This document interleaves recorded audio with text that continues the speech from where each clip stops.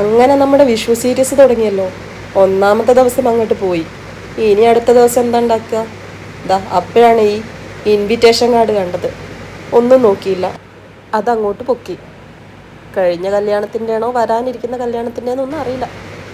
മുന്നേ ബ്ലൗസിന് കുറച്ച് വർക്ക് ചെയ്യാൻ വേണ്ടി മേടിച്ച ഇത്തിരി സ്റ്റോൺ കൂടി ഉണ്ടായിരുന്നു. എന്നാൽ പിന്നെ ഇതന്നെ ആവട്ടെ ഐറ്റം, വേറെ ഇപ്പോൾ ഒന്നും ഒപ്പിക്കാനില്ലേനും. അപ്പോൾ ഫസ്റ്റ് പാർട്ട് ഒരു കണ്ണൻ്റെ ചിത്രം വരയ്ക്കുക. ഏകദേശം സ്കെച്ച് ചെയ്തങ്ങ് വരച്ചു. പാർട്ട് 2 ഈ കാണുന്ന അതേ ഷേപ്പിൽ പശ ഒട്ടിച്ചു കൊടുത്തു. അതിൻ്റെ മുകളിൽ ഈ സ്റ്റോൺ ഒന്നിന് പുറകെ ഒന്നായിട്ട് ഇങ്ങനെ ഉരുക്കി വെച്ചു. കണ്ടോ? ഇങ്ങനെ കാണാൻ എളുപ്പമാണെന്ന് തോന്നും, വെച്ചപ്പോഴല്ലേ മനസ്സിലായത്. ഇന്നും നാളെയും തീരുന്ന പരിപാടിയൊന്നും അല്ലായിരുന്നു. നോക്കൂ എന്ത് സ്പീഡാണ് കാണാൻ. പക്ഷേ ഇതൊരു പണി തന്നെയായിരുന്നു. അങ്ങനെ അതൊക്കെ സെറ്റാക്കി. പക്ഷേ നീലിമത്തിരി കൂടുതലല്ലേ, ഉള്ളിലൊരു പെയിൻ്റ് അടിച്ചേക്കാം. നോക്കിയപ്പോൾ ഇങ്ങനെ തന്നെ ചെയ്തേക്കാം. മഞ്ഞയും ചുവപ്പും നല്ല കോമ്പിനേഷൻ. അപ്പോൾ പെയിൻ്റ് അടി തുടങ്ങി. പെയിൻ്റ് അടി ഇങ്ങനെ ഒരു മുട്ടൻ പണി തരുമെന്ന് വിചാരിച്ചില്ല. നോക്കൂ, ആ സ്റ്റോണെല്ലാം ആകെ കുളമായി.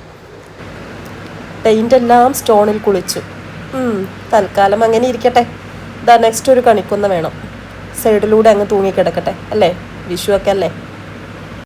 അവിടെയും അബദ്ധം ബാക്കി. ഞാൻ ആദ്യം കുറച്ച് പൂക്കൾ വരച്ചു. നടുവിലൂടെ തണ്ട് കൊടുക്കാമെന്ന് വിചാരിച്ചു. തണ്ട് കൊടുത്തു വന്നപ്പോൾ ഇത്തിരി ബോറായിട്ടുണ്ട്. ആദ്യം തണ്ടാണോ വരയ്ക്കേണ്ടത്, പൂവാണോ വരയ്ക്കേണ്ടത്? എന്താ നിങ്ങളുടെ അഭിപ്രായം? ഞാനാദ്യം പൂ വരച്ചിട്ട് പിന്നെ തണ്ട് വരച്ചതായിരുന്നേ. പക്ഷെ അത് ഇത്തിരി പണിയായിരുന്നു. എന്തായാലും അങ്ങ് ഒപ്പിച്ചു. അപ്പോൾ കണിക്കൊന്ന റെഡി, ഉണ്ണിക്കണ്ണനും റെഡി. ഇനി എന്താ? നോക്കൂ, ഇത് കണ്ടോ ഫൈനൽ ലുക്ക്.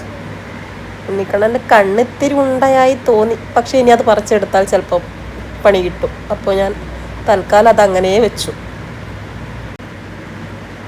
നോക്കൂ, ഇത് കണ്ടോ, ഞാൻ വരച്ച തണ്ട് കണ്ടോ? ഫുൾ അഡ്ജസ്റ്റ്മെൻ്റ് ആണ്, എന്നാലും ഒപ്പിക്കാമെന്ന് തോന്നുന്നു.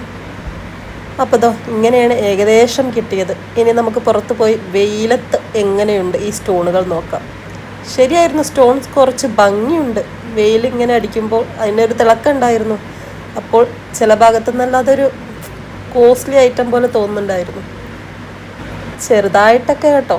നിങ്ങൾക്ക് അങ്ങനെ തോന്നിയോ? കണ്ടോ ആ തിളക്കം, കണ്ടോ തിളക്കം? അതാണ് പറഞ്ഞത്. അങ്ങനെ രണ്ടാമത്തെ ദിവസത്തെ സീരീസും അങ്ങനെ കംപ്ലീറ്റ് ചെയ്തു.